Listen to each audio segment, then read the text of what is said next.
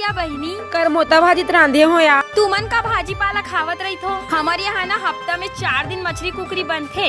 हमन ना खाए पिए में कमी नहीं करन। रथन 2 जन फिर रांधन 1-1 किलो के साग ला। भले साग हा फेंका जाए पर कम मत पड़े। बसथे नहीं तेला आजू बाजू वाले मन ला बांट देथन। तोला एक बात बताऊं का, आज हमारे यहाँ के ना नवा होंडा लेबर गे है। आई तुमन होंडा में घूमथो, हमन तो कार में घूमथन। हर 15 दिन में हमारे यहाँ के नवा नवा कार लाथे और यहाँ तक हमन साग भाजी लेबर भी ना कारे में जाथन। एक ठन सेकेंड होंडा भी नहीं ले सकस। कोई डहर आए जाल भी ना साइकिल में बैठ के जाल पड़थे। भौजी ए भौजी एक कन साग देना वो रात कुन के बचे हुई तेला दे दे भौजी एक कन वो। ऐसे भी तेहा गाय गरु ला देबे तेखर ले बने मुही ला दे दे वो।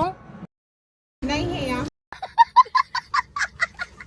रोज रोज आ जाते साग मांगे का।